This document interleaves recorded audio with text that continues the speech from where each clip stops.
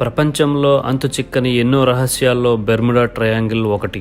అసలు Bermuda triangle ఎక్కడ ఉంది, అందులో ఏం జరుగుతుంది అనే విషయాలను ఈ వీడియోలో చర్చిద్దాం. బ్రిటన్ ఇంటర్నేషనల్ వాటర్స్ నుంచి ఫ్లోరిడా తీరంలోని ప్లూటోరికా వరకు విస్తరించిన ప్రదేశమే బెర్ముడా ట్రయాంగిల్. ఇది 130,000 స్క్వేర్ కిలోమీటర్లు ఉంటుంది. దీనికి ఉన్న మరో పేరే డెవిల్స్ ట్రయాంగిల్.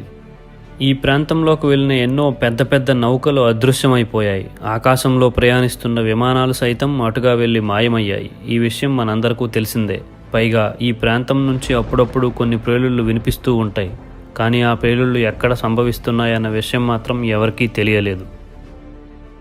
ఇప్పటి వరకు ఈ ప్రదేశంలో కొన్ని వేల అదృశ్యాలు చోటు చేసుకున్నాయి.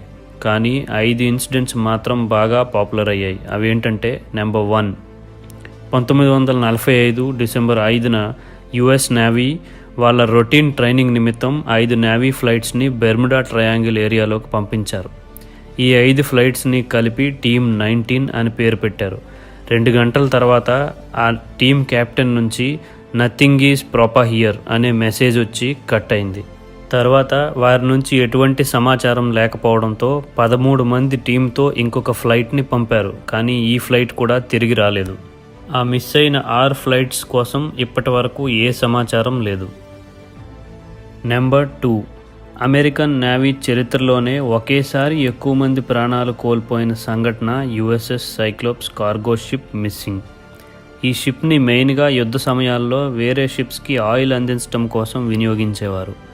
1918 మార్చి 4న ఈ షిప్ 306 మంది ప్రయాణికులతో కలిసి అదృశ్యమైంది. మిస్ అయిన షిప్ యొక్క చిన్న గుర్తు కూడా ఎవరికీ దొరకలేదు. Number 3, the great explorer Christopher Columbus. 1942లో బెర్ముడా ట్రయాంగిల్ వైపు ప్రయాణిస్తున్నప్పుడు తనకి కొన్ని స్ట్రేంజ్ లైట్స్ కనిపించాయని, ఆకాశంలో ఏదో పెద్ద ఫైర్ బాల్ ఏదో కనిపించిందని, మ్యాగ్నెటిక్ కంపాస్లు కూడా ఏవి పనిచేయలేదని తన లాగ్ బుక్లో రాసుకున్నాడు. నెంబర్ 4, 1970లో బ్రూస్ గెర్నాన్ అనే వ్యక్తి తన పర్సనల్ ఫ్లైట్లో ఫ్లోరిడా నుండి బెహమాస్కి బయలుదేరాడు.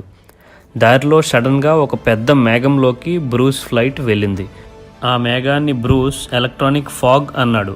ఆ మేఘంలో ఉన్నప్పుడే బ్రూస్కి హై ఫ్లేమ్స్తో కొన్ని లైట్స్ కూడా కనిపించాయట. తర్వాత ఫ్లైట్ మేఘంలోంచి బయటికి వచ్చేసింది. ఎదురుగా చూస్తే మియామి బీచ్ కనిపించింది. ఇందులో ఆశ్చర్యం ఏముంది అనుకుంటున్నారా?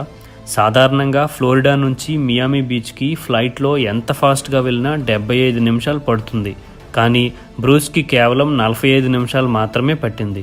అంటే బ్రూస్ 30 నిమిషాల పాటు టైం ట్రావెలింగ్లో ఉన్నట్టు తన బుక్లో వివరించాడు. నెంబర్ 5, యుఎస్ నేవీ 1964లో అసలు బెర్ముడా ట్రయాంగిల్ మిస్టరీ అనేదే లేదు అని ఒక స్టేట్మెంట్ ఇచ్చింది.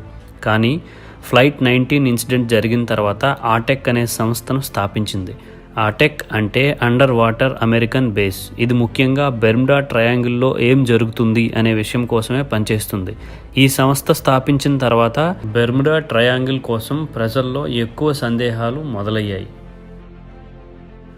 ఈ ట్రయాంగిల్లో పెద్ద పెద్ద నౌకలు, విమానాలు మాయమైనప్పటికీ కారణం ఎన్నో దశాబ్దాల నుంచి ప్రశ్నగానే మిగిలింది. అయితే ఈ మధ్యకాలంలో కొందరు శాస్త్రవేత్తలు సమాధానం పరిశోధించాం అని చెప్పుకుంటున్నారు.